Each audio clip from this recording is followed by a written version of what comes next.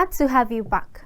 With me in the studio is Francis Adeniyi, a tech enthusiast who will be discussing with us today. Welcome, Francis. Thank you very much. Glad to have you join us today. A pleasure. So from right from inception, when Nigeria gained its independence, down to the transition from the military rule to democracy, we've seen how Nigeria has evolved and how tech was introduced in Nigeria. We want to evaluate the major events that have shaped the tech space in Nigeria. So my first question to you, Mr. Francis, what major event would you say changed the face of tech in Nigeria? You know, if we want to talk about, first of all, thank you for the question and thank you for inviting me. If you want to evaluate the event that has changed the face of tech in Nigeria, we may not be able to, pin it down to a particular event because, tech is something that has always been, in our faces from time immemorial. It's just the fact that it mutates from one form to another. Just like some years ago, you want to carry a 10 megabyte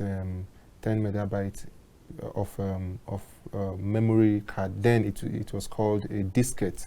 Yeah. You want to carry a diskette worth of the size of 10 megabytes. You'll be carrying something bulky, and over time, it began to change. But a major event I can say that has greatly reshaped the face of tech in Nigeria and by extension Africa is the introduction of mobile networks. Yes, And the introduction of mobile network, because I think that was during the President President Olusegun Obasanjo's time as president.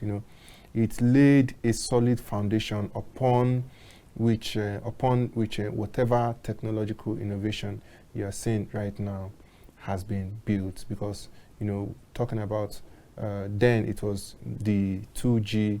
It was the 2G network to the 3G to the 4G, and now we're talking about the 5G. network. But there is a unifying factor in all of these network strengths, which is the internet.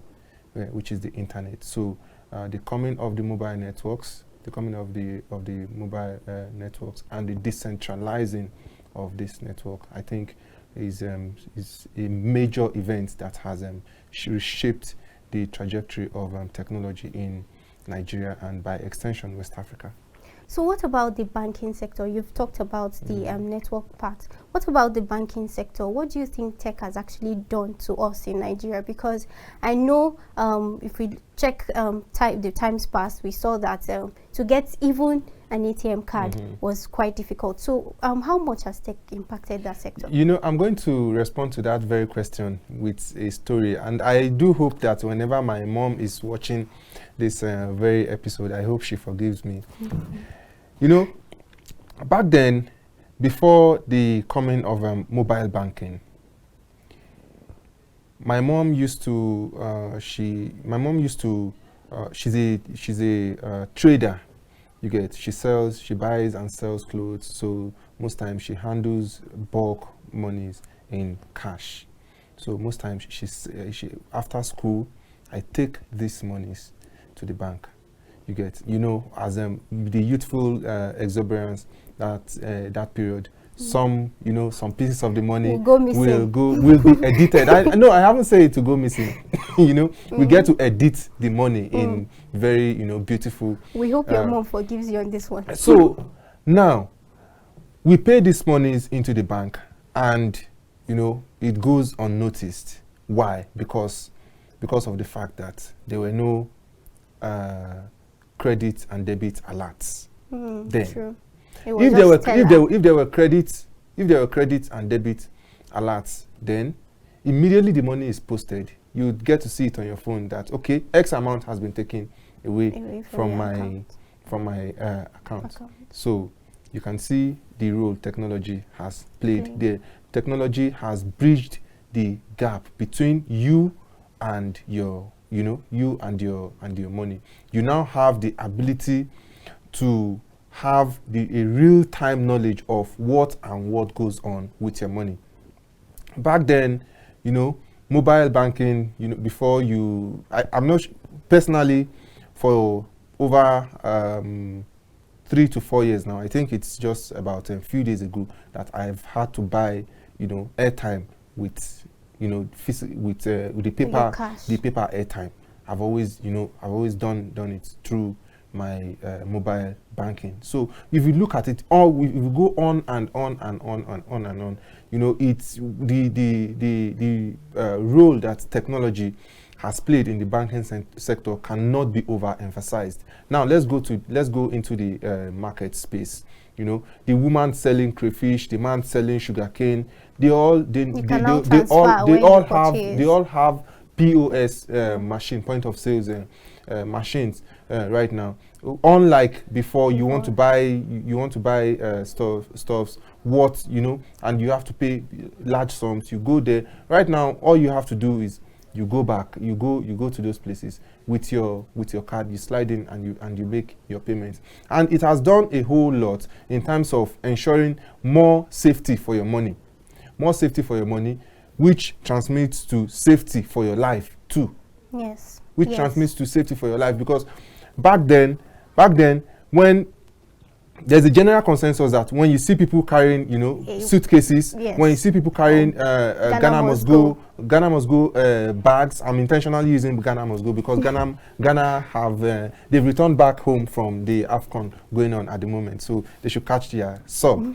So now there was a general consensus that when you see people with suitcases, bags, most likely they are carrying money. But right now, it's the idea has gradually shifted because people are now more aware of mobile banking. So the role technology has played in the banking sector cannot be overemphasized, and we can go on and continue to highlight the role that technology has played in virtually every sector. Name any sector you can think of right now. I'll tell you one or two ways technology has stemmed the tide in their favor. Now, speaking on the POS and the ATM that you spoke about, when people go to the market to get stuff, they have to. Technology has actually evolved to that point where you can pay for what you get. Now, I want to ask you this question. I know InterSwitch was one of the first we had in Nigeria, and they were the one that made ATM easier. In fact, the collection easier in banks. Now, how would you say that this particular brand has helped other brands, like other people, other startups, to see that, okay, this is where we should be, this is where we should invest in?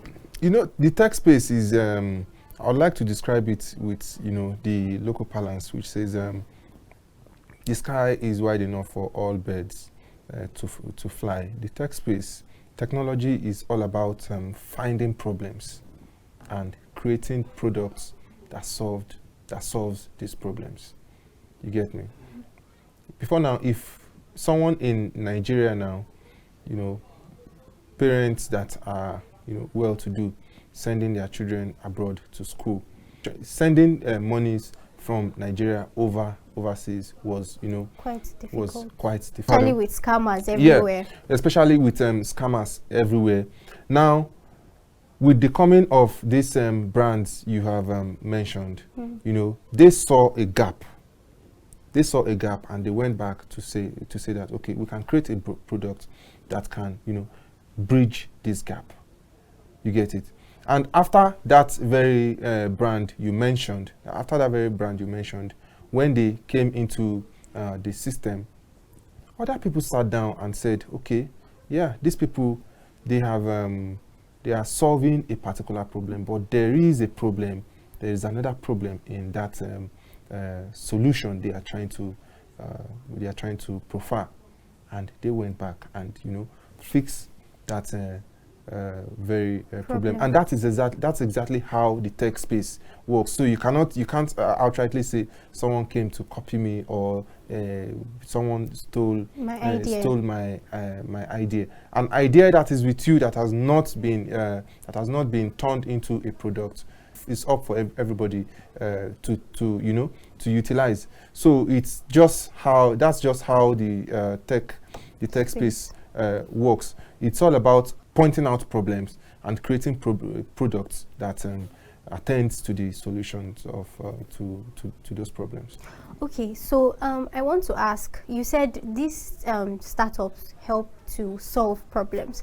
Now we saw during the COVID-19 era how we're able to do a lot of meetings in our houses. People did not have to leave their homes because tech was there to bridge that gap. Now, would you say that tech is taking away people's jobs? Would you say that in future we're going to have a lot of people staying at home? Would they affect job opportunities in Nigeria? Because we saw last year when AI came out, and then a lot of people came out to say that, oh, their jobs are being taken away from them. And we've seen even towards the end of last year how Google and other brands have been laying off their staffs. Do you think tech is here to take people's jobs from them? For me, I don't think technology is here to take people's job. Rather, it's here to create more jobs for people and also add value to the existing jobs also. And naturally, as humans,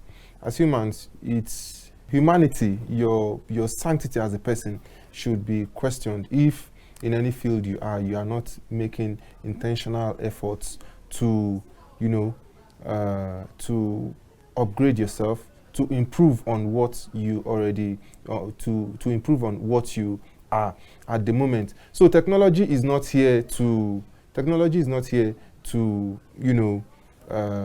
take anybody's jobs. Right now we have artificial intelligence, we have the AI, we have the virtual realities.